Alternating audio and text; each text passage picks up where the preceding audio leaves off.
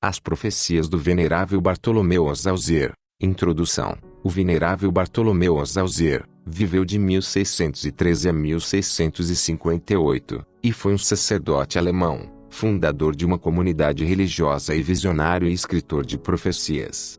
Azzauzier era um visionário, e tornou suas visões públicas apresentando-as em 1646, ao imperador Fernando III do Sacro Império Romano Germânico, e ao duque Maximiliano I, eleitor da Baviera. Ludwig Clarus publicou essas visões, juntamente com um comentário mostrando sua realização parcial, em alemão, em 1849. Uma das visões proféticas dizia respeito à Inglaterra. Azzauzier previu a execução de Carlos I da Inglaterra em 1649, e a completa ruína da Igreja naquele reino. Ele também previu que depois que o santo sacrifício cessasse por 120 anos, a Inglaterra seria convertida e faria mais pela fé do que havia feito após sua primeira conversão. Isso parece ter sido cumprido, pois a proibição do catolicismo sob pena de morte foi promulgada em 1658 e parcialmente recuperada em 1778. Ele também escreveu uma obra notável sobre o último livro do Novo Testamento,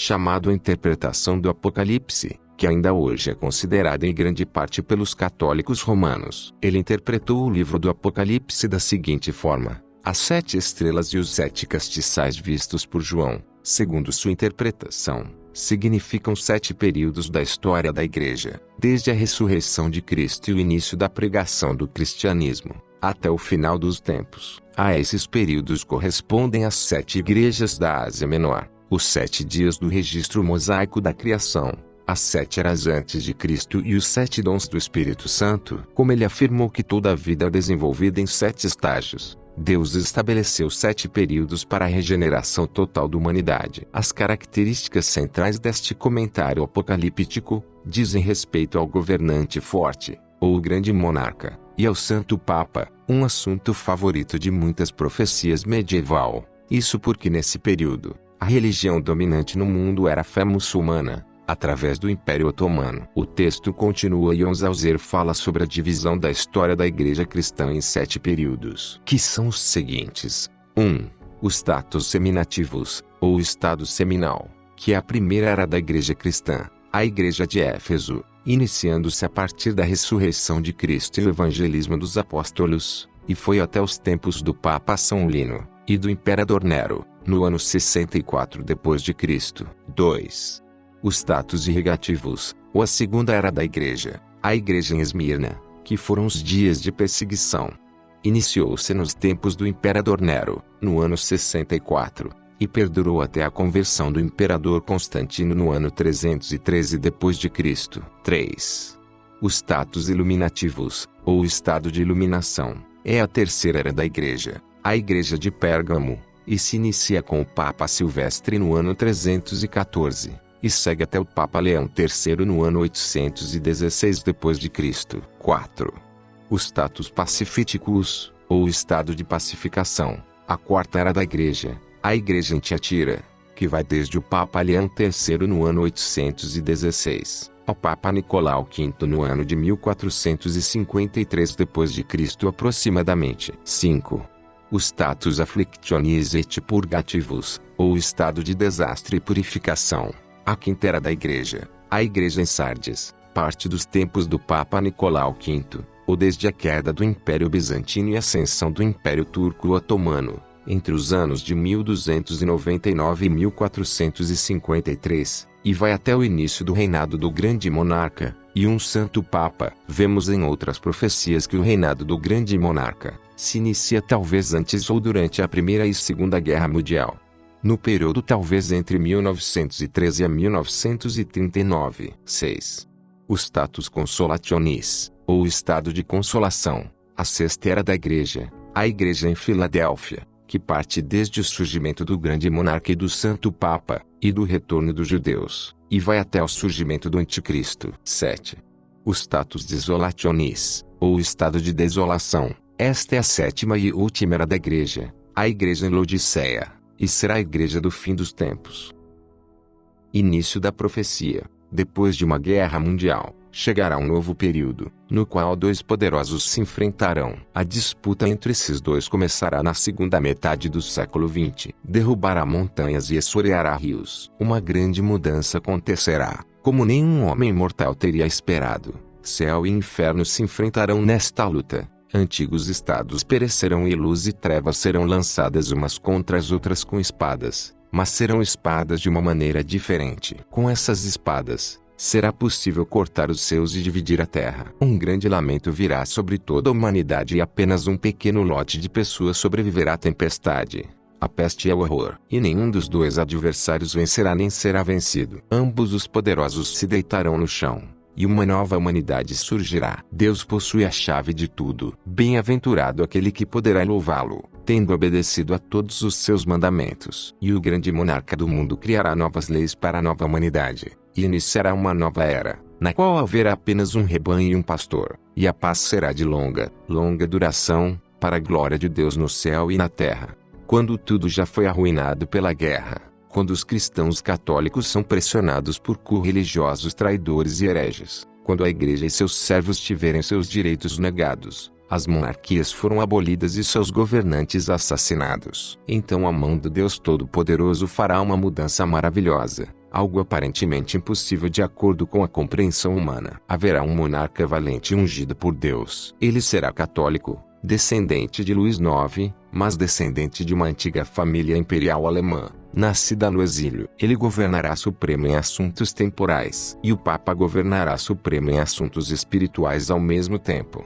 Então a perseguição aos cristãos cessará e a justiça governará. A religião cristã parecerá ter sido suprimida, mas pelas mudanças de reinos inteiros ela se tornará mais firme. Ele vai erradicar doutrinas falsas e destruir o domínio do Islã. Seu domínio se estenderá do leste a oeste. Todas as nações vão adorar a Deus, seu Senhor, de acordo com o ensino católico. Haverá muitos homens sábios e justos. O povo amará a justiça, e a paz reinará sobre toda a terra, pois o poder divino ligará Satanás por muitos anos até a vinda do Filho da Perdição.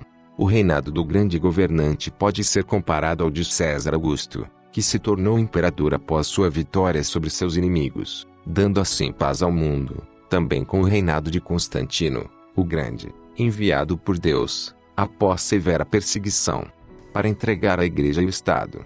Por causa de uma guerra terrível, a Alemanha lamentará, a França será causa de toda a aflição, a Alemanha ficará terrivelmente ferida. Todos ficarão empobrecidos. A Inglaterra sofrerá muito. O rei será morto. Depois que a desolação atingir seu pico na Inglaterra, novamente a paz será restaurada e a Inglaterra retornará à fé católica com maior fervor do que antes.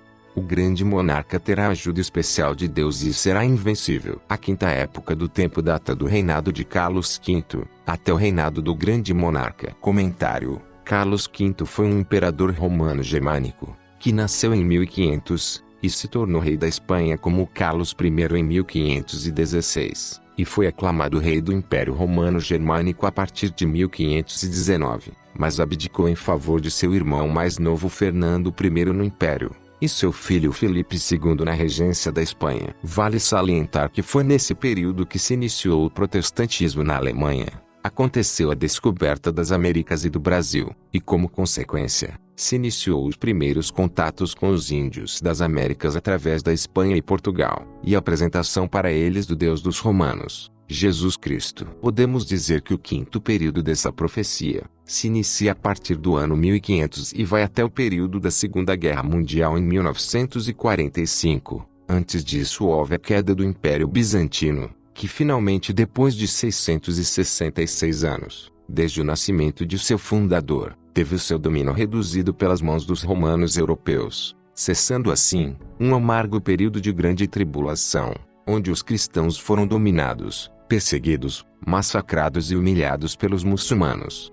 Continuando, a sexta era do Espírito começa com o poderoso monarca e o santo pontífice, e durará até o aparecimento do Anticristo. Será uma era de consolação, na qual Deus consolará seus espíritos da aflição e da grande tribulação da era anterior. Então todas as nações serão unidas na fé cristã católica, e os homens buscarão o reino de Deus com toda solicitude. O Senhor dará bons pastores à igreja. Os homens viverão em paz, cada um em seu próprio campo. Eles serão reconciliados com o Deus único. Eles viverão na sombra do poderoso monarca e de seus sucessores. Muitos santos e médicos florescerão na terra. Os homens amarão a razão e a justiça. A paz reinará em todo o universo, porque o poder divino amarrará Satanás por muitos anos, até que o filho da perdição se entusiasme novamente.